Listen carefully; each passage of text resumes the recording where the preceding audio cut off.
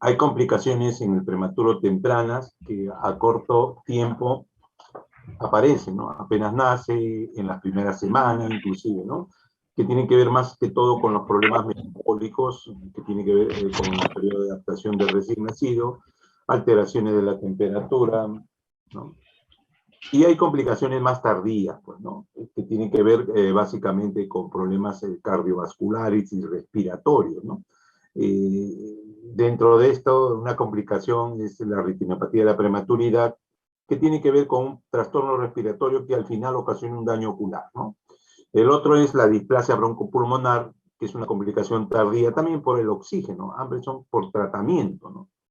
Hay otras complicaciones que es la anemia, la osteopenia de la prematuridad, que también ocurren, ¿no? Pero que tienen menos gravedad, ¿no? Lo más grave son, o la más que deja más secuelas, la retinopatía, que puede llevar a la ceguera, y la displasia broncopulmonar, que puede hacerse crónica y el neonato requerir oxígeno permanentemente, ¿no? La displasia broncopulmonar en realidad se define, para que se den una idea más o menos, es como el EPOC de los adultos, ¿no? Entonces, por lo tanto, es una enfermedad multifactorial que se produce como consecuencia de la exposición del pulmón del prematuro, inmaduro, y está, por supuesto, genéticamente predispuesto a noxas ambientales como el oxígeno, infecciones, barotrauma o volutrauma, ¿no? Este barotrauma y volutrauma tiene que ver con la ventilación mecánica, ¿no? Generalmente son pacientes postventilados, ¿no? Que van a requerir una dependencia prolongada de oxígeno, ¿no? Bueno, igual que el EPOC, y van a haber cambios clínicos, gasométricos y radiológicos, ¿no? A la radiografía se van a notar alteraciones a nivel pulmonar, ¿no? Por estos cambios anatómicos que ocurren, ¿no? Y van a reflejar una afección crónica pulmonar. Esta definición ya lo hizo un chileno, Bancalari, que muchos años radica en Estados Unidos, y lo define básicamente como requerimiento de oxígeno por más de 28 días o a las 36 semanas de edad corregida, ¿no? O sea, ya terminó su periodo de prematuridad, pero generalmente esto ocurre en prematuros extremos, ¿no? Mientras son radiografías que se ve un pulmón dañado y que son portadores de EPOC, ¿no? EPOC, no, displasia broncopulmonar, ¿no? Esto ha permitido clasificarlo según el requerimiento de oxígeno, en leve, moderada y severa. Leve, cuando requieren un FiO2 de 0,21, medioambiental, pero generalmente son pacientes que están agitados, tienen signos respiratorios, y moderado, cuando va a requerir un FiO2 de 3, menos de 3, más o menos medio litro por minuto, y los que requieren FiO2 más de 3 generalmente son severos, ¿no? También pueden requerirse CPAP o ventilación mecánica, ¿no? El inconveniente de esta definición es su base en otra definición, ¿no? Y no está bien establecida bien el requerimiento de oxígeno. Inclusive este requerimiento de oxígeno puede ser por otra causa, ¿no? No por la displasia broncopulmonar, ¿no? Eh, este es según la severidad del cuadro clínico, ya no por el requerimiento de oxígeno, sino por la severidad, ¿no? Y nos ha permitido dividir 32 semanas como punto de corte, más o menos 32 semanas es algo más de 1000 gramos, ¿no? O 1000 gramos, para que se haga una idea, y nos da en tres categorías, la leve, la moderada y la severa, ¿no? Si tiene menos de 32 semanas al nacer, sin necesidad leve será que no requiere oxígeno a las 36 semanas, pero tiene cierta dificultad respiratoria, pero que no requiere oxígeno, ¿no? Es que requiere solamente respirar medio ambiental, ¿no? Pero de repente tiene tirajes, aleteo nasal, polipnia, ¿no? Y la moderada más o menos requiere medio litro o menos de oxígeno a las 36 semanas ya de haber nacido, ¿no? Postconcepcional al alta. Sigue, se va de alta, pero se va con oxígeno, ¿no? La displasia broncopulmonar severa, la que requiere más de medio litro de oxígeno y o apoyo ventilatorio después de 36 semanas de vida postconcepcional o corregida, ¿no?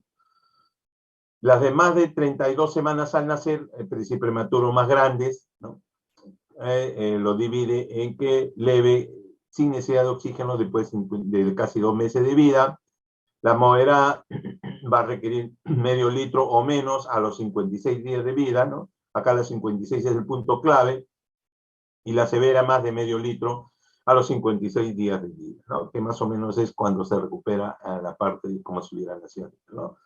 En realidad, el diagnóstico basado en el requerimiento de oxígeno es muy variable según la definición que se utilice, mire, y nos da diferentes valores, ¿no? Sobre todo para la severidad de la displasia broncopulmonar, ¿no? Hay una definición clásica, ¿no?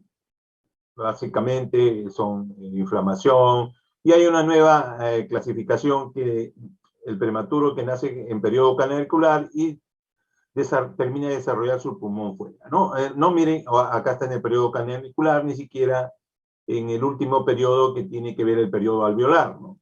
Todavía la última fase de desarrollo pulmonar es el alveolar, ¿no?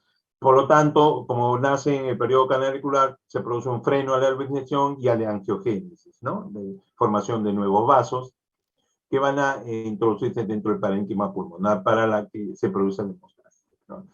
En la epidemiología, la enfermedad crónica pulmonar con más frecuencia afecta al muy bajo peso, ¿no? Muy bajo peso. Un cuarto de los recién nacidos de 1.500 gramos presentan displasia broncopulmonar, cada vez es menos, ¿no? Cada vez es menos, se están mejorando la ventilación. Pero miren, hasta el 2019 se tenía 4.3%. Esto implica mayores costos y estadía prolongada de hospitalización, ¿no? Por supuesto que es variable entre los diferentes centros, hay variaciones estadísticas, por eso que no nos basamos mucho en las estadísticas, ¿no? Miren, a mayor prematuridad, por supuesto que es mayor la displasia broncopulmonar, ¿no? Porque está en su fase canalicular, ¿no? Acá algunos datos de porcentaje de requerimiento oxigenal en Chile, ¿no? Que es un país latinoamericano como el nuestro, todavía no hemos hecho estudios acá, ¿no? Y es importante, ¿no? Displasia broncopulmonar de 28 días, de 36 semanas, que requieren oxígeno domiciliario. Como verán, miren, los de menos de 1 kilo, el porcentaje es importante, ¿no? Es importante que requieren, en cambio los de más de 1 kilo requieren menos cantidad, ¿no? En menos cantidad, ¿no? Pero aún hasta los 1.500, ¿no? Generalmente la displasia broncopulmonar se presenta en niños de menos de 1.500 gramos, ¿no? Acá vean la displasia broncopulmonar, moderada, leve y severa, y que tiene que ver con la edad gestacional, ¿no? Tiene que ver con la edad gestacional, porcentaje de la población, la mayoría son leve, por supuesto, ¿no? Severo, también se puede apreciar en algunos, ¿no? Por supuesto que el mayor predictor de la displasia broncopulmonar es la edad gestacional, y la ventilación mecánica, ¿no? Aquellos que han recibido ventilación mecánica más de 7 días tienen alto riesgo, ¿no? De desarrollar displasia broncopulmonar. ¿Qué hace que un prematuro desarrolle displasia broncopulmonar? Hay factores intraútero, hay una susceptibilidad genética de algunas familias, ¿no? Después al nacer, ya cuando ya nace, el riesgo es el oxígeno, la hiperoxia que podemos dar, la ventilación mecánica, la sobrecarga de líquidos y con sobrecarga de líquidos vamos a mantener la apertura del ducto, ¿no? A las infecciones y a la hipergenética, ¿no? Que tanto está de moda, ¿no? A los factores intraútero, los que presentan preeclampsia tienen un riesgo elevado, los que tienen corionitis también. Bueno, la coloración de uroplasma, que el tratamiento es el hábito de fumar de las madres. Hay una susceptibilidad genética generalmente relacionada con el asma, ¿no? Algunas proteínas del surfactante que podrían estar relacionadas con la displasia broncopulmonar, ¿no? Después de nacer, la hipoxia a nivel pulmonar, ¿no? Hace que, es decir, un poco no llega buena oxigenación a nivel pulmonar, y va a dar lugar a los radicales libres, que van a generar oxidación, y va a desencadenar una respuesta inflamatoria a nivel pulmonar, ¿no? Y esto hace daño, y hay un cambio, hay una especie de metaplasia a nivel pulmonar, ¿no? Por eso que lleva la displasia broncopulmonar. No es una metaplasia, pero el término es displasia, ¿no? ¿Qué se debe hacer para evitar? Se debe reanimar al niño saturando mayor de 90%, se requiere reanimar con 30-50%, no el 100% como se hace. Se debe mantener la saturación entre 85 y 89, ¿no? Implicó que menos riesgo de retinopatía y displasia broncopulmonar, que son las más comunes, y la mortalidad aumenta cuando se saturan mayores de 91 a 95, ¿no? Entonces, ojo, la reanimación es bastante importante. Hay algunos ventiladores que utilizan el CLIO, control automático de oxígeno, ¿no? Y se están acondicionando dentro de la ventilación mecánica. Este es un estudio de 1.300 niños, miren, y para ver la mortalidad, ¿no? Y el riesgo, ¿no? Que se ha tenido, ¿no? En la saturación. Después al nacer, ¿cuándo usar? ¿No? Hay un score de voz, ¿no? En realidad para tratar de hacer saturar, mantener con saturaciones bajas, pero se suspendió porque lo llevaron mal y produjo cierta mortalidad, ¿no? Entonces se suspendió este estudio, ¿no? Entonces la mayor de 36 semanas mantener siempre esos 95, pero nunca mantenga menos del 91%, porque puede ser contraproducente, ¿no? Siempre la epigenética está bastante asociado. Hay un factor medioambiental que desencadena que un gen se exprese, ¿no? Después de nacer el trauma, ¿no? Recuerdan que decíamos el trauma, ¿no? La ventilación, vamos a ver que la ventilación mecánica en experimentos con animales va a irrumpir la aceptación alveolar y la angiogénesis, ¿no? En cambio, la CPAP, ¿no? Disminuye la mortalidad, ¿no? Pero mejora la severidad en los días de ventilación, ¿no? Algunos el surfactante también, menos días de ventilación, ¿no? En ventilación de alta frecuencia se ha visto que no hay beneficios sobre la ventilación mecánica, pero en displasia broncopulmonar. El ductus no se aconseja el manejo profiláctico con ibuprofeno, ¿no? Y debe permitirse que se cierre espontáneamente al tercer día, ¿no? El ibuprofeno no aumenta la displasia broncopulmonar, ¿no? La fisiopatología, ¿cómo es que se produce la displasia broncopulmonar?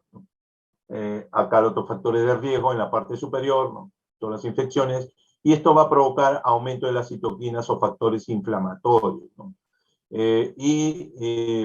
Va a hacer que falten antioxidantes. Acá se está correlacionado con los factores genéticos y con el pulmón en fase canalicular, ¿no? Esto va a condicionar en un lecho hipoplásico irregularmente distribuido la reducción de la alveolización, ¿no? Y así se produce la displasia broncopulmonar. Por supuesto que está implicado en esto el factor de crecimiento del endotelio vascular, ¿no? Y también el factor de crecimiento fibroblástico, ¿no? Hay fenotipos generalmente superpuestos, hay obstrucción de la vía aérea pequeña, puede llegarse a la hipertensión pulmonar, ¿no? Que va a ocasionar alta mortalidad, la hipoplasia pulmonar, donde se van a reducir los volúmenes pulmonares, y la recuperación va a depender del catch-up alveolar en los 2 primeros años de vida. Es decir, se recupera en los primeros 2 años y dejan de usar oxígeno. ¿Qué tratamiento o prevención se puede hacer? Lo que básicamente tenemos que evitar los partos prematuros para que no haya ni esta complicación ni ninguna complicación de la mortalidad, ¿no? Los corticoides no han demostrado que reducen la displasia broncopulmonar. El surfactante reduce la mortalidad de la displasia broncopulmonar, la mortalidad de la displasia, ¿no? La ventilación mecánica gentil, es decir, no darle presiones altas, ¿no? Con menor cantidad de oxígeno y presión posible. Inclusive se hace lo que se denomina hipercapnia permisiva. Es decir, hacemos que mantengan CO2 levemente incrementados, ¿no? El CO2 va a ser un factor protector, ¿no? Pero siempre con la movilidad de volumen cantonizado, que va a reducir la inflamación, ¿no? Por lo tanto, menos posibilidad de que desarrolle displasia broncopulmonar. La vitamina A, 5.000 unidades 3 veces por semana, se ha visto que interviene en la aceptación, reduce la mortalidad, y el requerimiento en la displasia broncopulmonar. También se han asociado las antinas, ¿no? La cafeína, pero para este caso, ¿no? Tiene un efecto diurético y antiinflamatorio y va a disminuir el requerimiento de ventilación mecánica, ¿no? También se ha dicho que reduce la incidencia de displasia broncopulmonar en la cafeína. Los corticoides sistémicos previenen, pero no se puede prevenir en 10, ¿no? Los corticoides inhalados no han mostrado beneficios, ¿no? Tampoco, ¿no? Se ha intentado dar corticoides inhalados, pero no han tenido buenos resultados, ¿no? El óxido nítrico, bueno, en realidad ahora se ventila con óxido nítrico, ¿no? Todavía no tenemos acá, ¿no? Y han visto que no se observan beneficios significativos, pero usan para hipertensión pulmonar, ¿no? Ahí menciona justo en el último párrafo que es útil en la investigación. Los diuréticos, bueno, no hay ningún cambio. La furosemida nebulizada, no se conoce su efecto a largo plazo, ¿no?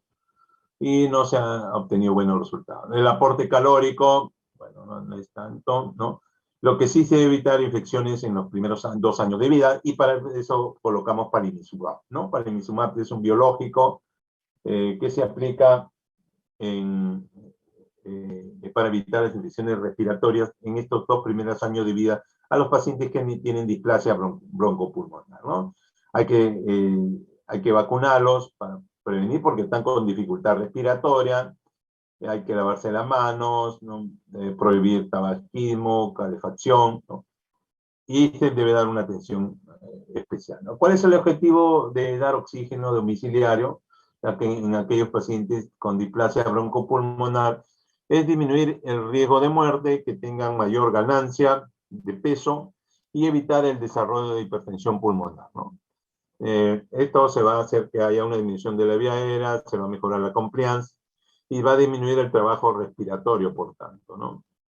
Bueno, los episodios disminuyen los episodios intermitentes, mejora la arquitectura del sueño, puede dormir mejor, disminuye la readmisión hospitalaria y disminuye el daño neurológico, ¿no? Siempre mantengan sobre 95. Ojo, miren, esa es la oxigenoterapia intrahospitalaria de estos pacientes que van a requerir, ¿no? ¿Cuál es el objetivo? Básicamente, con displasia broncopulmonar sin riesgo de ROP, se deben evitar saturaciones menor de 92 y deben mantenerse en un rango entre 94 y 96, ¿no? 95 dijimos el promedio, recuerdan, pero no es difícil mantenerlo en un solo número, por eso que acá estamos dando ya un rango, ¿no? ¿Cuál es el objetivo? En realidad, debe mantenerse estable durante 2 semanas, medicación, apneas, requerimiento de oxígeno. Generalmente se resuelve su situación entre 34 a 40 semanas, ¿no? También dan acá el ALTE, que es un riesgo de fallecer, ¿no? Tratamientos promisorios que se han propuesto, enzimas de antioxidantes intratraqueales, aún no se tiene inyección intratraqueal de células madres, ¿no?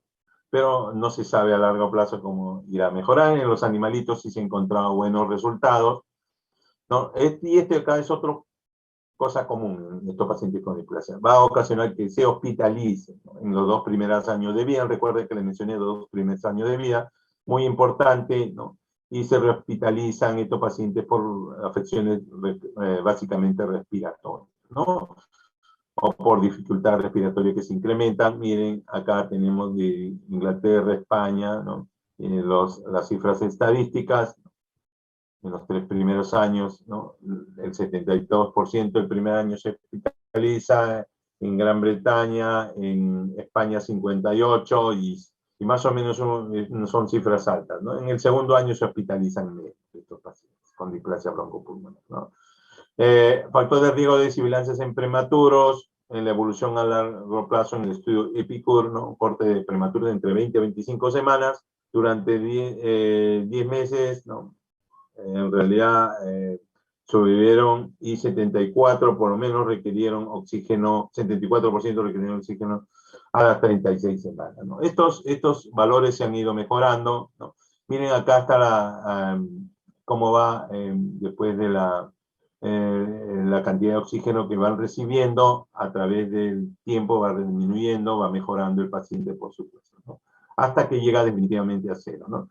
Y van a ver que 23 semanas, 24 semanas y 25 semanas, ¿no?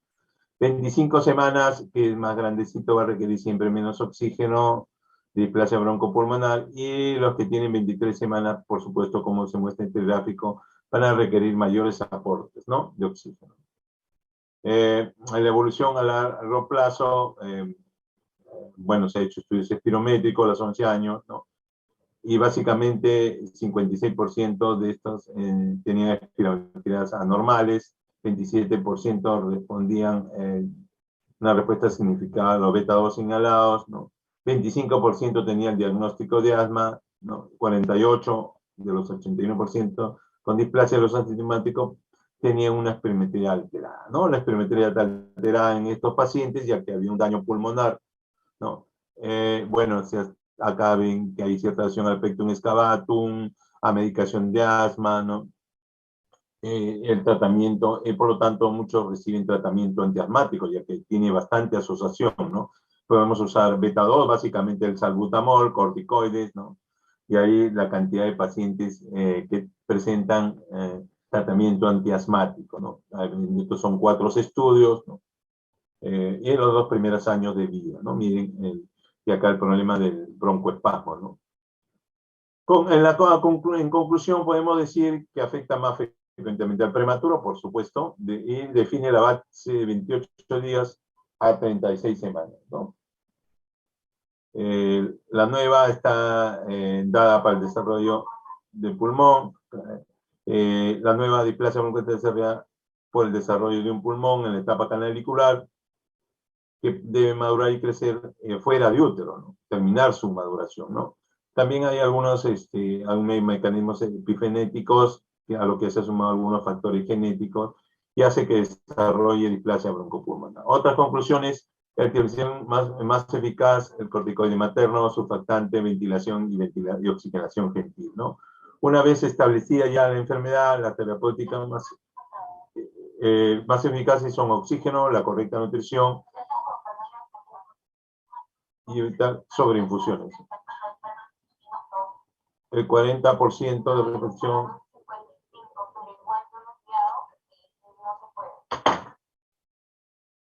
Un ratito.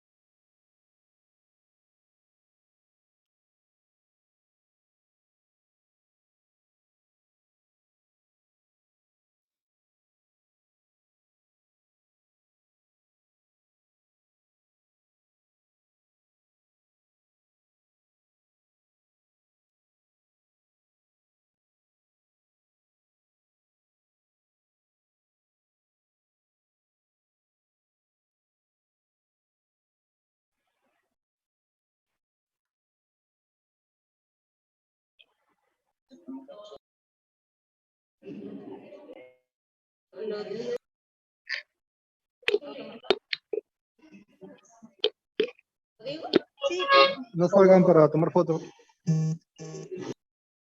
2 minutos, por favor, y me vuelvo a conectar, ¿ya?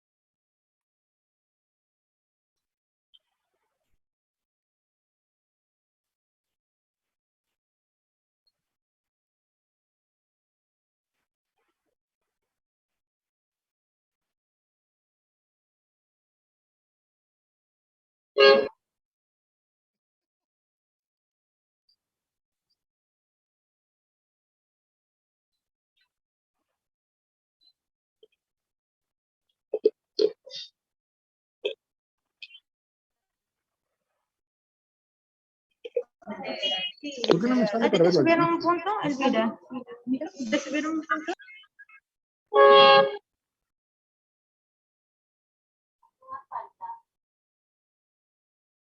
Vamos a... a compartir, por favor, nuevamente. Ya. Entonces seguimos.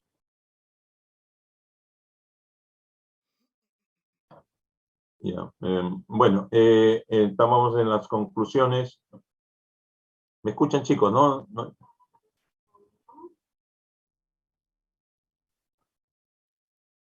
Ya. Bueno, las conclusiones, el más eficaz en la prevención sería el corticoide materno, el surfactante, ventilación, oxigenación gentil, ¿no?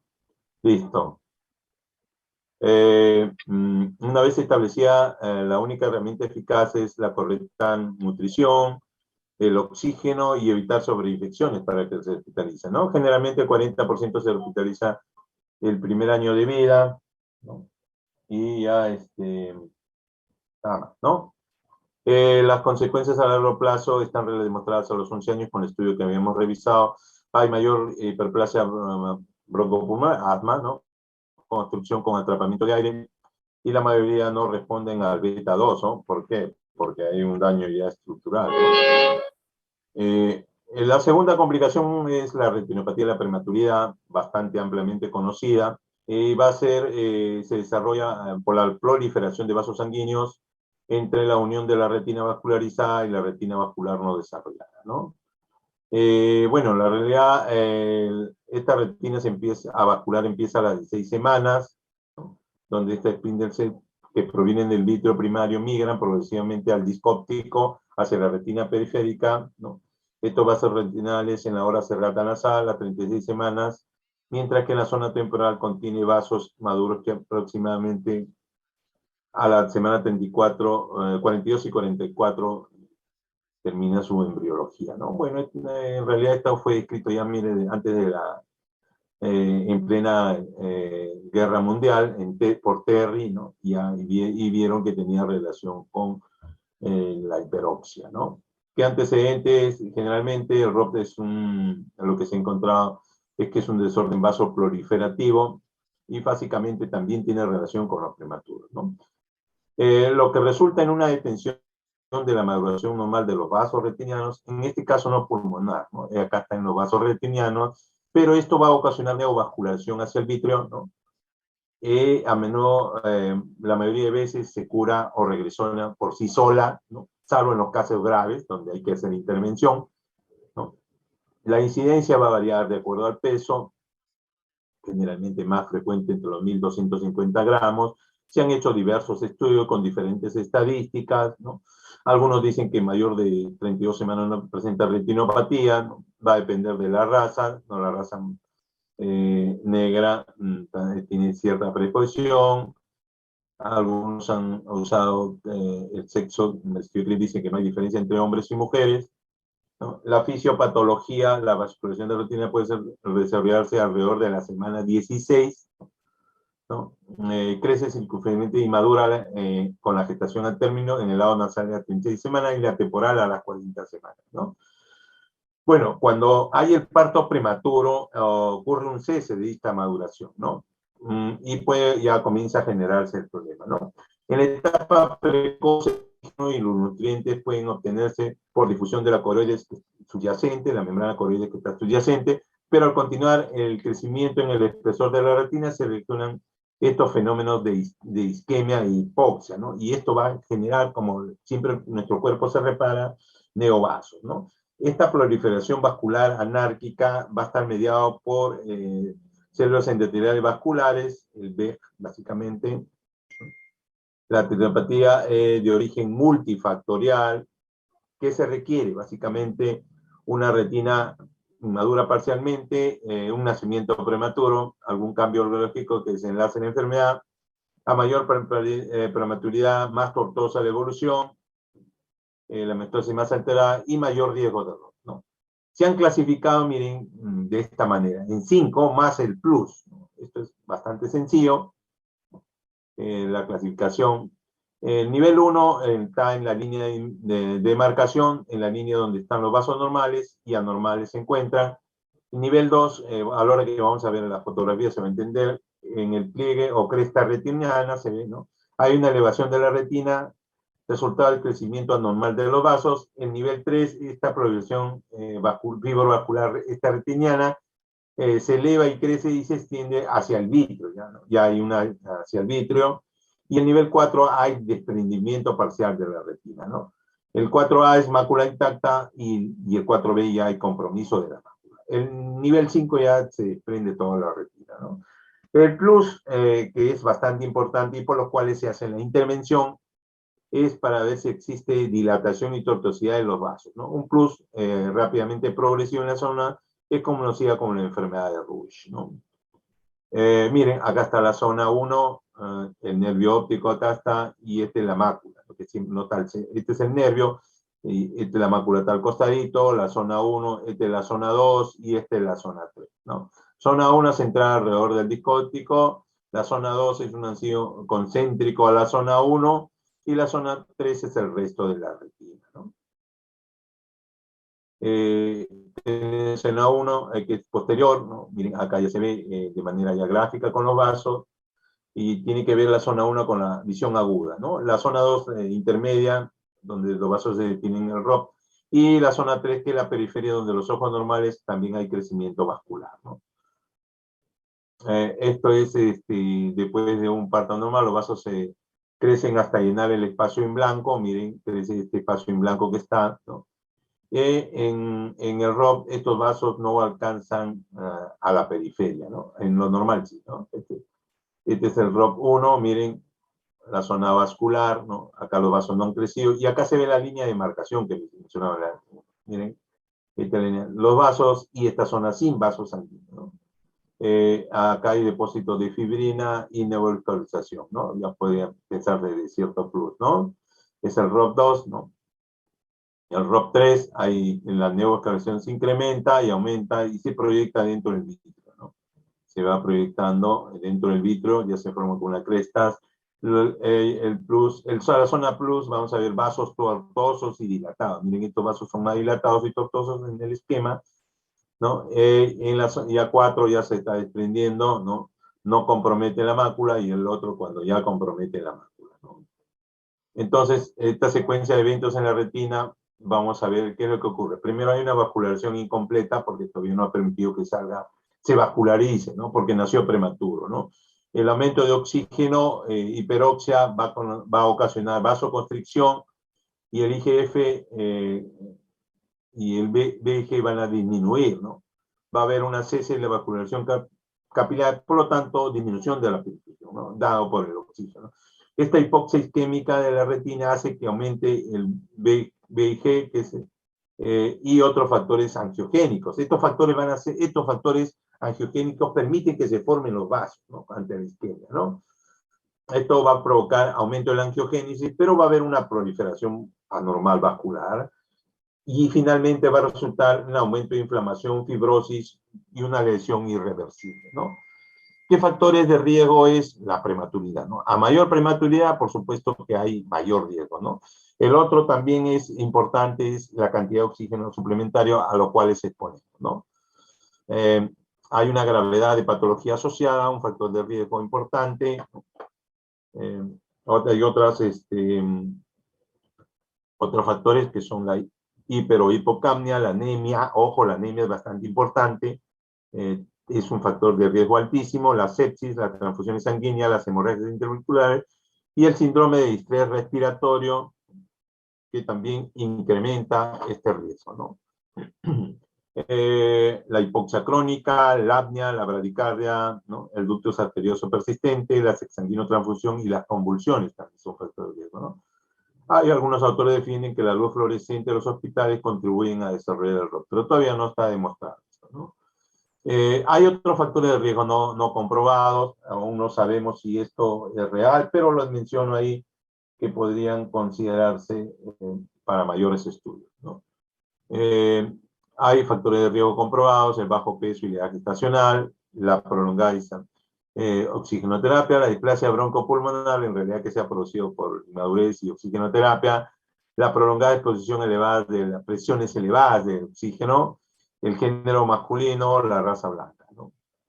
Bueno, acá se ve la oximetría en menos de 27 semanas y el desarrollo de retinopatía, ¿no? Miren, miren, acá vemos la cantidad de oxígeno, 88, 98, 27%, 85, 95, 15%, 84, 94, 16%, ¿no? Y vemos a ver de 70 a 90, 6%, ¿no? Entonces tiene que ver con básicamente con los límites de oxígeno. Ahí se muestra que tiene una relación con el oxígeno tolerado. Y acá también más estudios de retinopatía con la oxigenación. Por supuesto que de 89 a 94 hay mayor protección, ¿no? Pero en realidad a veces en algunos de este estudio el grupo no fue significativo. Y esto ocurrió en el hospital, digo, como experiencia, ¿no? Pusimos el oxígeno empotrado y el aire comprimido, ¿no? Y esto nos permitió dar concentraciones de oxígeno menores y comenzó a bajar nuestra retinopatía, ¿no? Ahora no tenemos ningún pacientito ciego, ¿no?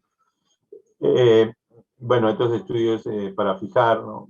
Varios estudios en que el rango de saturación que tiene que ver con la cantidad de oxígeno que recibe el recién nacido, por supuesto que es menor, pero tiene riesgo de muerte, ¿no? ¿Qué estrategias en relación a la retinopatía? Evitar la prematuridad, manejo óptimo de la oxigenoterapia, apoyo ventilatorio y hemostasis gentil.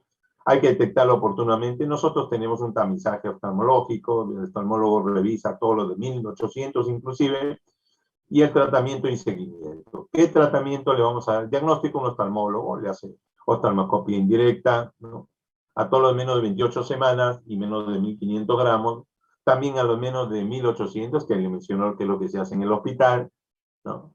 A las 72 horas, a aquellos que tienen el primer examen generalmente se hace entre cuarta, sexta semana de vida y van a hacerse, según los hallazgos, controles de 1 a 2 semanas hasta que madure, ¿no? Generalmente los diagnósticos que dan los oftalmólogos es retina inmadura, ¿no? Bueno, tratamiento no hay ninguno disponible y lo que se hace es la aplicación de angiogénicos, ¿no? Por ejemplo, el Avastin, nombre comercial, angiogénico, ¿no? Que hace que antiangiogénico para ese de aplicación intrarretinal, ¿no? Y tiene buenos resultados, ¿no? Bueno, antes se hacía la crioterapia, lo que se sigue haciendo es la láser terapia, ¿no? Y entonces tenemos dos opciones, ¿no? Antiangiogénicos y láser terapia como tratamiento. El resto ya quedó en el pasado, ¿no? Bueno, se le hace en realidad bajo anestesia para que no se esté moviendo el bebito con los disparos láser de muy buenos resultados, ¿no? La crioterapia ya no se usa, la anillo escleral tampoco, queda una historia, pero les estoy mencionando que han existido, ¿no? Entonces, lo que debemos hacer, evitar la prematuridad, monitorizar el oxígeno, hacerle su screening de ROP, es decir, que venga el oftalmólogo y parece que los corticoides prenatales tienen un efecto protector en la retinopatía severa, ¿no? En realidad, el pronóstico, los estadios 1 y 2 experimentan regresión espontánea y así como el 50% del estadio 3+, ¿no? El pronóstico del estadio 4 va a depender de la afectación o no de la mácula. Hay un riesgo aumentado de miopía, estrabismo, ambliopía, glaucoma y desprendimiento tardío, y aproximadamente 50 casos anuales. Esto se ha reducido enormemente, se ha adquirido bastante experiencia y se ha puesto un programa nacional de la ceguera y ya prácticamente no vemos esto, ¿no? Bueno, este es el tamizaje que se hace en el Perú, ¿no? Estos son algunos resultados, ¿no? En el caso de nosotros es la doctora Paza, la oftalmóloga, que ha hecho buenos trabajos y ha publicado, ha ganado algunos premios. Vamos a mencionarles rápidamente la enfermedad metabólica ósea del prematuro, que es una complicación también, ¿no? Que es una enfermedad ósea, osteopenia, que consiste en una mineralización ósea insuficiente de origen multifactorial y que afecta a los prematuros, ¿no? Y, por supuesto que tiene que ver la edad gestacional, la menor edad gestacional, lo menos de 1500, 28 semanas. Hay muchas causas que vamos a ir revisando. La cafeína dice que es un factor de osteopenia, que ha presentado un estudio y hay una fuerte asociación. Y la cafeína se usa para la apnea de la prematuridad, ¿no? Acá están las manifestaciones clínicas, radiológicas, ¿no? Y esas, generalmente es asintomático hasta que tiene estadios elevados de la enfermedad, ¿no? Puede provocar el grado máximo raquitismo neonatal, ¿no? El diagnóstico, básicamente se hace un screening analítico, determinación de fósforos o tasa alcalina, son los más importantes, ¿no? Otros posibles marcadores son osteocalcina y PTH, determinación de calcio en orina, la asociación tubular de la fosfatasa alcalina, ¿no? Fosfatasa alcalina generalmente es bastante importante, ¿no? Esto es lo que nos permite el diagnóstico, ¿no? El calcio va a descender tras la semana, se produce aumento de PTH para compensar este hipocalcemia. En realidad esto no es un buen marcador, ¿no? Lo que sí es la fosfatasa alcalina, ¿no? El fósforo también es bastante importante y la osteocalcina también, ¿no? Buen marcador, el fósforo. Entonces nos quedamos con los dos que habíamos mencionado, ¿no? El fósforo y la fosfatasa alcalina, ¿no?